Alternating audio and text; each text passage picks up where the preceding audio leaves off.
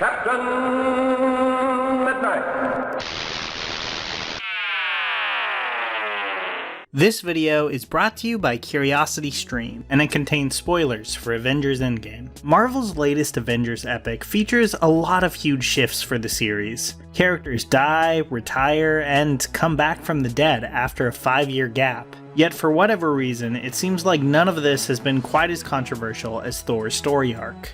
There's been a lot of reactions, with some people saying that Thor is pathetic in this movie and nothing more than a joke, to others raising concerns that the movie is fat-shaming the character. And look, I'm not going to tell you what to believe about any of that. I am going to dig into my perspective though, and why I think Thor actually had one of the best character arcs of the entire film.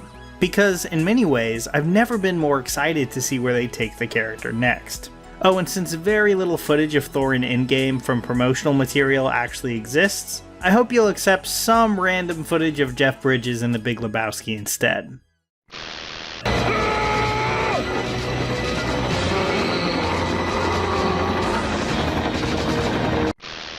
Before I discuss Thor in Endgame, let's take a step back and talk about the opening of Ragnarok. That movie reinvented MCU Thor a little bit. It opens with the character being held captive by a giant fire demon, and he's not exactly worried about it. I mean, why would he be? Making it out of these crazy situations with his strength and his hammer is what he does. A fire demon who hates his entire family is kinda just any random Thursday for him. Thor's life had suffered some tragedy already, especially with the death of his mother in Dark World. But this aspect of his life, this is where he knew he was great, and nothing could take that away from him. And then something did. You should have gone for the head.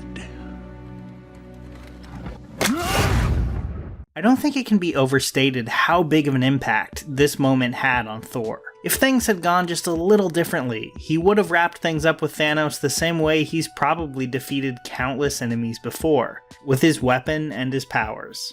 He almost came in to save the day. Instead, this one mistake didn't just fail to kill the guy who's murdered like half of his people, including his brother, it caused the death of literally half the universe. I think that's why I just don't understand this idea that the movie ruined Thor, when, to me, Thor responding by completely shutting down, drinking a lot, and playing Fortnite all day makes a lot of sense, obvious product placement aside. That being said, I was a little on the fence about this version of Thor until we get to the second act, with the teams traveling back in time to collect the Soul Stones. Thor and Rocket are tasked with going to 2013, to the time of everyone's favorite MCU movie, The Dark World. And I think this is where a limitation the movie had might have actually helped it out. It looks like they couldn't get Natalie Portman to come back and really do much. In fact, her only appearance is taken from a Dark World deleted scene. I don't know if they asked her to come back for more than that, but I wouldn't be shocked if they did and she just said no. Either way though, I think it worked out for the best, as it gave Rene Russo, who was pretty wasted in the first two movies, time to shine. Thor's conversations with both her and Rocket were actually pretty surprising to me. He definitely didn't snap out of his funk immediately and regain his former glory. In fact, he quite literally cries and runs away. I know a lot of people had an issue with this, the idea that Thor, the mighty god of thunder, just wouldn't do that. But think back on how this section of the film ends, with Thor calling his hammer and being shocked that it actually shows up. This, of course, isn't really something that ever would have happened in the older films, because there never would have been a doubt in his mind that he was worthy to wield it. In fact, he basically just saw the weapon as an extension of himself, like he said in Ragnarok. So when it does return to him, it's a lot more than, wow, it's great to have my old hammer back. As the final battle makes clear, Stormbreaker was a more than adequate replacement. It's the fact that, somewhere out there, the universe knows that Thor hasn't lost what made him Thor in the first place, even when he doesn't seem to believe it himself. That moment may not get the applause and fanfare of Cap wielding the hammer or Tony Stark saying his iconic line, but I still think it's one of the best of the entire movie.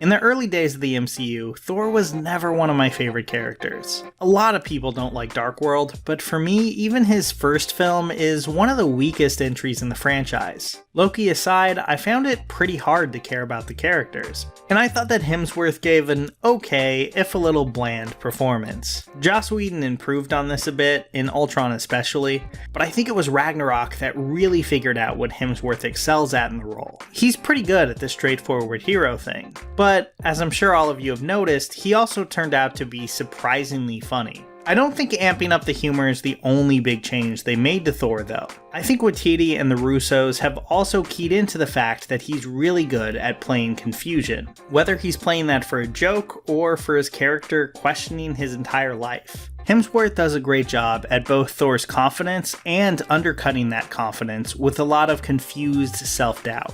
Ragnarok to Infinity War to Endgame is one long arc for Thor. One that sees his family die, his home destroyed, and failure on a scale that he never could have imagined. He's a more funny character these days, but his problems are also a lot bigger than they ever were in the past, and I think it balances that fact with the humor really well.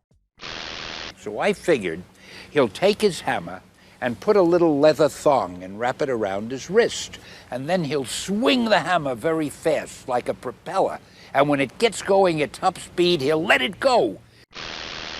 So, where do we go from here? When Endgame is all said and done, Thor basically leaves leadership of the remaining Asgardians to Valkyrie. This makes a certain amount of sense to me, since Thor has never really seemed like he wanted the throne. He spent most of his life traveling the realms, not leading, and it seems like he wants to keep it that way. But what should come next for him? Well, it looks like he might be involved in Guardians of the Galaxy 3, at least in some capacity. Honestly though, that team has already had a huge shakeup, with Gamora being alive, but not being our Gamora, and having no memory of Quill. And I definitely still want Waititi to make another Thor film. So maybe Guardians 3 could feature Thor in a smaller role, much like Doctor Strange in Ragnarok.